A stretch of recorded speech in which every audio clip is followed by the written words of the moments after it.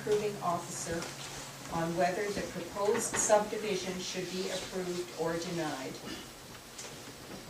In making a determination under this section, the district will consider and advise the approving officer on, number one, the district's capacity to provide the requested service. Number two, whether the application complies with the servicing requirements and standards established by the district in accordance with this bylaw. And number three, whether the applicant has satisfied or has agreed to satisfy all such requirements. 6.2, issuance of building permits.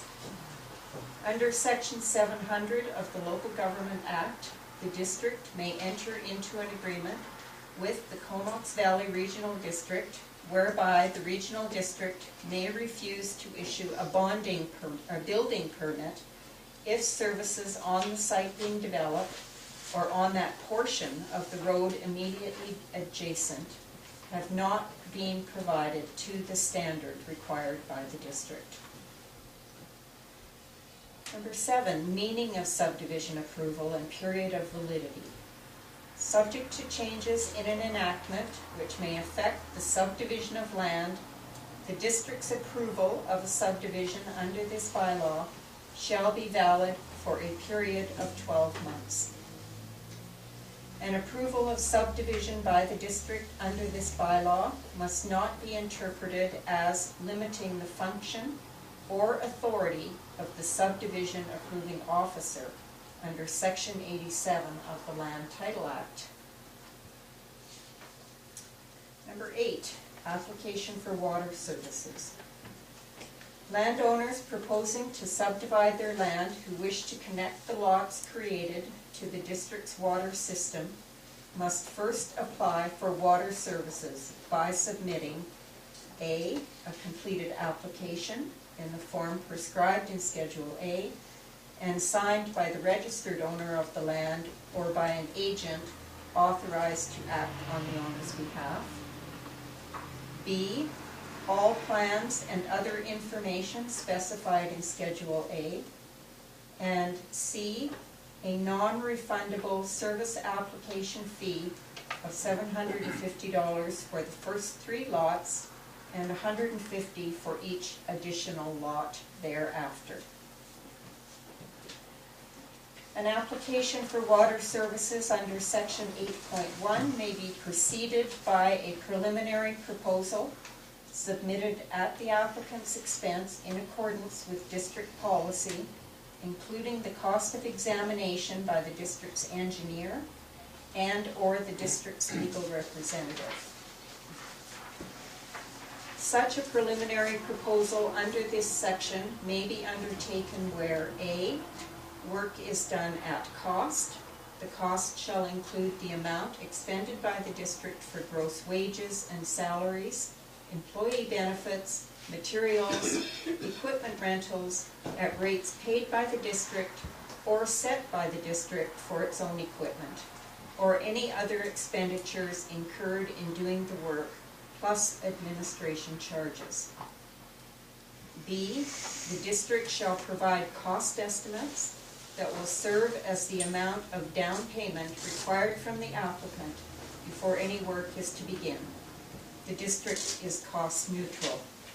And C, the at-cost value differs from the estimates. Any surplus shall be refunded. In accordance with Schedule B, which are the standards for water systems, every water service application under this section must include A, a calculation of the peak hourly water demand and pressure requirements, including adequate fire flows at build-out, and B, sufficient information, plans, and drawings for the district to determine whether the proposed works comply with district standards and any other requirements under this bylaw. Applications for service connections shall be submitted under the Water Distribution and Use Regulation Bylaw number 226. Application for street lighting. Landowners proposing to subdivide their land who wish to install street lighting within the proposed subdivision must meet the minimum service requirements established by district policy. Landowners meeting the requirements must apply to the district by submitting A completed application in the form prescribed in Schedule A and signed by the registered owner of the land or by an agent authorized to act as the owner's on the owner's behalf. All plans and other information that the district may reasonably require to determine whether the proposed works comply with district standards and any other requirements under this bylaw. And C, a non-refundable application fee of $400 per electrical overhead light fixture and or ornamental light fixture. Number 10, bonding. A performance bond is to be provided as a guarantee that the works will be installed herein. The performance bond may be in the form of an irrevocable standby letter of credit or in any other such form as agreeable by the district, and must be in the amount of 125% of the estimated construction costs of the works, which shall include engineering, inspection, and testing as verified by the district's engineers. Such a letter of credit will be released upon substantial completion of the work to the satisfaction of the district.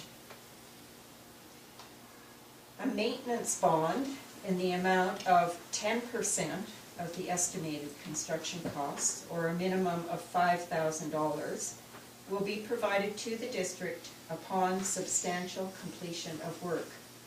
This bond or irrevocable letter of credit will be held by the district for a minimum period of 1 year commencing after the date of substantial completion. The bond or irrevocable letter of credit must automatically renew and will be released upon satisfactory final inspection and submission of final documentation as required by the district and completion of the bonding period. An engineering inspection fee is payable, valued at 3% of the estimated construction cost, or a minimum of $500, whichever is greater, as verified by the district or its engineers for the ongoing review, monitoring, and inspection of the engineering details and construction work for the duration of the construction period for the proposed works and servicing. Works to be completed by district staff and those works with an estimated construction cost valued under $10,000 will not require bonding or payment of engineering inspection fees. General application and provisions. Subject to Section 14, which is the requirement to provide excess or extended services, all work required by the district in connection with a service request, including all costs ancillary to the design and installation of works, such as permits, the registration of interests on title, professional fees, and any other related costs, shall be carried out at the sole expense of the applicant and to the satisfaction of the district. The trustees may refuse to approve the proposed subdivision where A, the proposed subdivision does not comply with the provisions of this and other applicable bylaws of the district, or B, there is insufficient capacity. Sorry, it's a lot of reading. Insufficient capacity, where are we? In the water system to provide the water service requested, including insufficient source supply, storage, conveyance, distribution, or treatment. For the purpose of subsection about the previous one, the demand that would be placed on the district's system as a result of the proposed subdivision will be calculated having reference to the peak hourly water demand and pressure requirements, including adequate fire flows at build-out as provided under Section 8.3. Despite Section 1.1, which was the previous one, an application for water service may be approved where the applicant provides the district with an acceptable proposal for increasing the water system's capacity so that it is capable of providing the service requested. Such proposals shall be at the expense of the applicant, including any costs for the examination of the proposal by the district's engineers. As a precondition to subdivision approval under Section 7, which is the approval meaning and period, an applicant may be required to enter into an agreement with the district that will ensure A, installation and connection of a water distribution system at no cost to the district that is of a capacity satisfactory to the district's engineers and in accordance with district standards. B, installation of streetlights at no cost to the district in accordance with district standards as applicable. C, ownership of the water distribution system or street lighting system is transferred to the district. And D, any and all costs for improvement to the district's water system deemed necessary to meet the servicing requirements of the proposed subdivision are to be borne by the applicant. Next section, servicing requirements and standards within subdivisions. Subject to Section 703 of the Local Government Act, an applicant proposing to subdivide land must provide, locate, and construct within the subdivision in accordance with district standards: 1, a water distribution system, and 2, a fire hydrant system. The new water distribution and fire systems provided under this section must be connected to the district's water system in accordance with Schedule B district standards. All costs associated with providing, locating, and constructing the works under this section, including the cost of connecting to the district's water system, shall be borne solely by the applicant. The costs referred to in this subsection include the cost of all permits, inspections, agreements, right-of-ways, engineering costs, and any other costs related to the proposed subdivision. Section 12, street lighting. Provision for street lights is to be included in the subdivision and incorporated into the electrical layout. If street lighting is proposed for a subdivision, approval will be subject to the creation of a benefiting area for the collection of operating and maintenance costs. Lighting standards and specifications are to be in accordance with Illuminating Engineering Society of North America standards, Master Municipal Construction Documents Platinum Edition 2009 standards, and the dark sky policy of the district and regional district. An applicant proposing to subdivide lands must provide utility pole mounted streetlights and ornamental streetlights within the subdivision where feasible as follows. On every second utility pole, number 2 at street corners, and number 3 within 6 meters of fire hydrants. Application for utility pole mounted streetlights will be made by the district with all costs to be borne by the applicant. Section 13, servicing requirements and standards on adjacent highways. Subject to subsection 706 of the Local Government Act, the district may require an applicant to provide works and services in accordance with the Master Municipal Construction Documents Platinum Edition standards on that portion of the road immediately adjacent to the site being subdivided or developed, as a condition of subdivision approval or the issuance of a building permit, if the district has an agreement under Section 6 with the regional district. All costs associated with providing the works and services under this section shall be borne by the applicant and include the costs of all permits, inspections, agreements, right-of-ways, engineering costs, and other costs related to the proposed subdivision or development.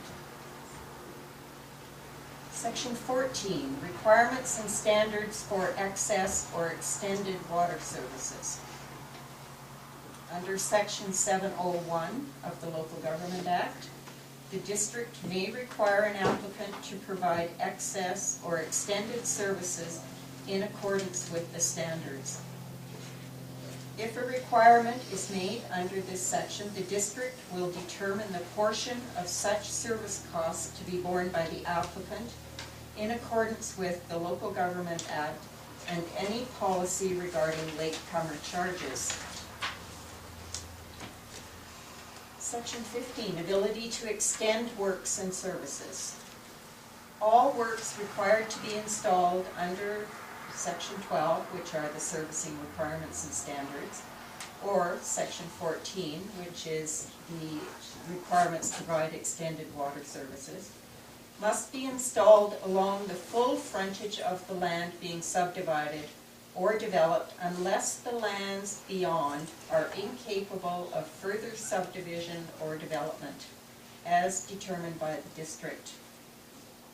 For the purposes of this section, lands are not incapable of further subdivision or development by reason only that an amendment to an enactment of the regional district or the district is necessary to permit further subdivision or development. Servicing requirements and standards on development sites refer to bylaw 226 of the Water Distribution and Use Regulation bylaw. 17, statutory rights of right-of-ways and transfer and guarantee of works.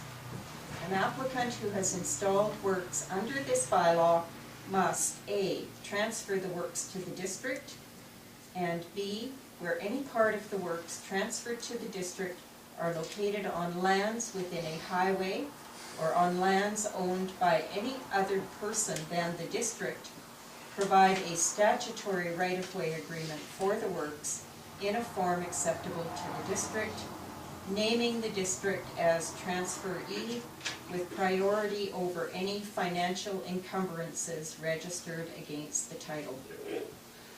An applicant who transfers works to the district must A, remedy all defects in the works for 1 year following the date of transfer, and B, upon completion of the works, the applicant is required to provide to the district one set of project drawings marked as constructed, duly signed by a professional engineer in paper format and in standard and AutoCAD digital formats.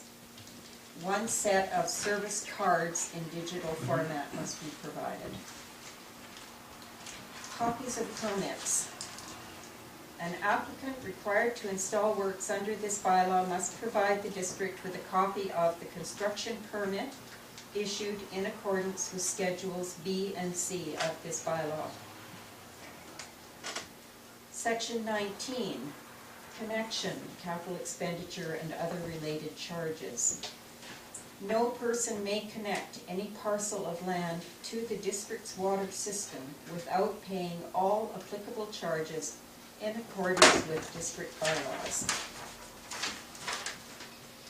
Section 20, severability. In any section, subsection, sentence, clause, or phrase of this bylaw is, for any reason, held to be invalid by the decision of any court, such decision will not affect the validity of the remaining portions of this bylaw. Schedules. The following schedules are attached and form part of this bylaw. Schedule A, titled Application for Waterworks and/or Street Lighting Services to Proposed Subdivision. All landowners proposing to subdivide their land who wish to connect the lots created to the district's water system and/or that will require street lighting must apply for such services by submitting a completed application as prescribed in the above referenced form attached, duly signed by the registered owner of the land or by an agent authorized to act on the owner's behalf. Schedule B is water services and/or street lighting services design, specifications, and standard drawings. Works provided pursuant to this regulation shall be constructed in accordance with the following.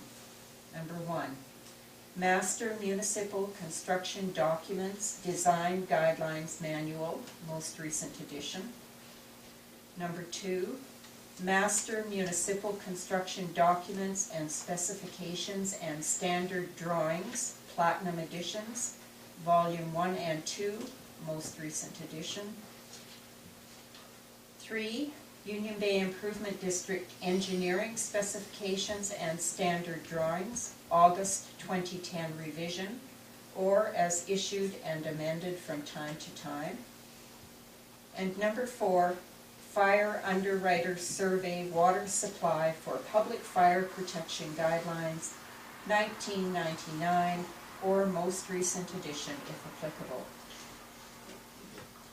If any discrepancy exists between the MMCD specifications and standard drawings and the UBID engineering specifications and standard drawings as referenced above, the former, which is the MMCD, shall take precedence, with the latter, being UBID, being supplementary. In addition to these standards, the district also requires all construction and design works to meet the following requirements. Fire hydrants. All fire hydrants intended to service the district are to be manufactured and supplied by Terminal City Ironworks Limited of Langley, BC.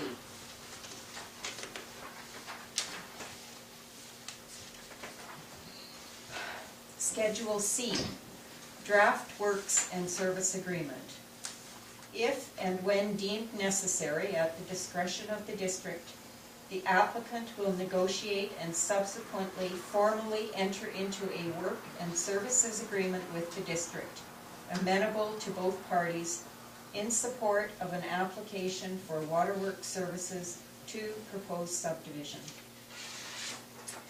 And then this bylaw repeals street lighting regulation, bylaw number 125 of 1994, subdivision water regulation bylaw 176 of 2004, and 2 amending bylaw subdivision water regulation bylaws number 227 and 234 which were approved in 2010 and 2011.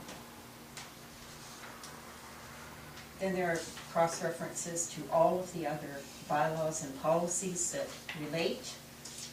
You then have an application form in your package which lists all of the documents, all of the requirements, everything that's needed.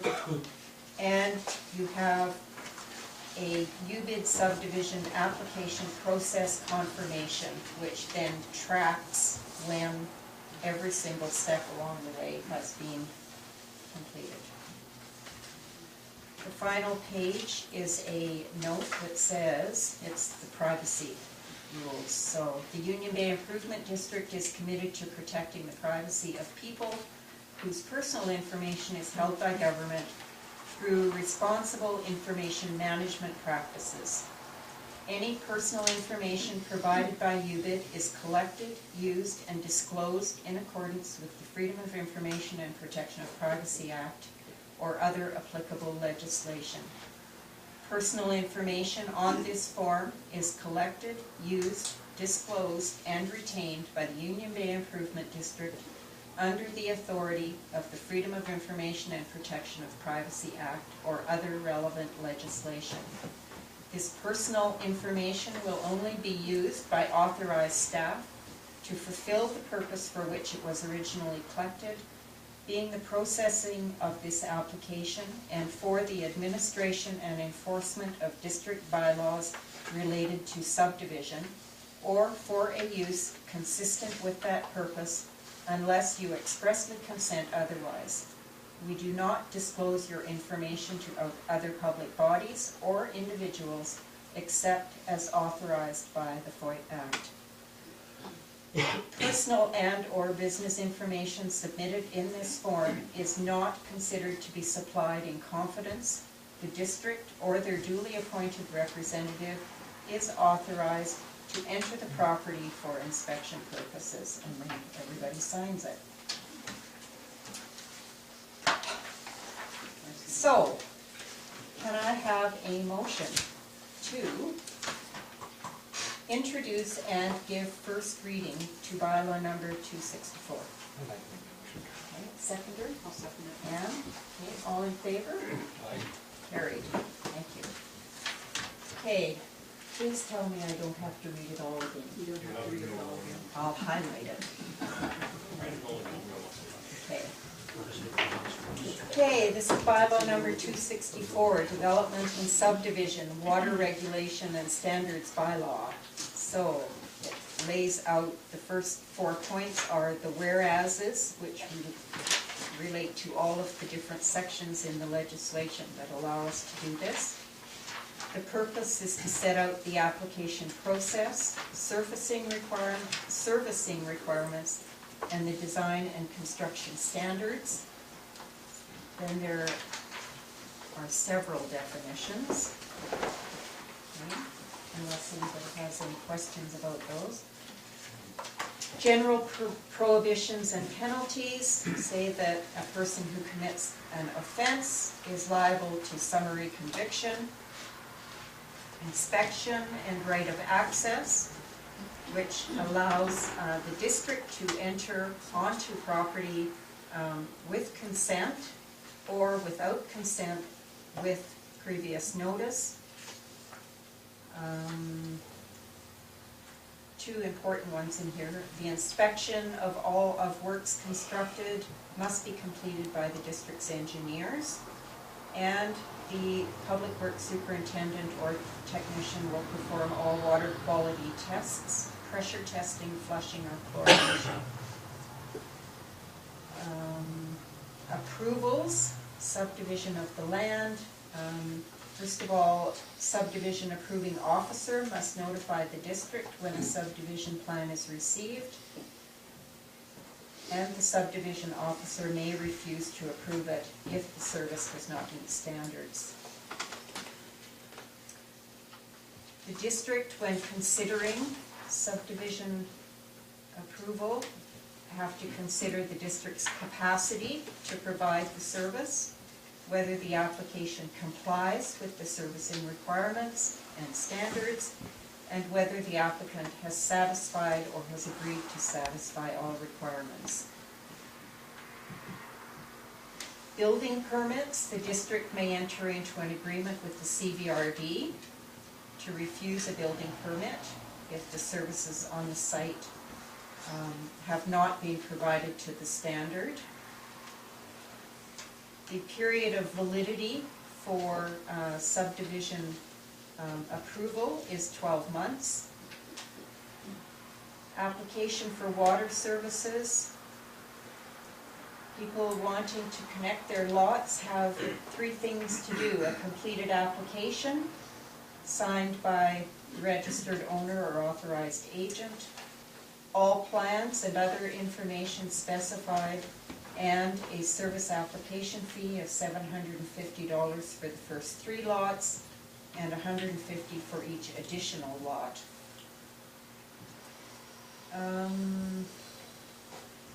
Applications are submitted at the applicant's expense. Preliminary proposals under this section may be undertaken where work is done at cost. And it spells out how the cost is calculated. It's the amount expended by the district for wages, salaries, benefits, materials.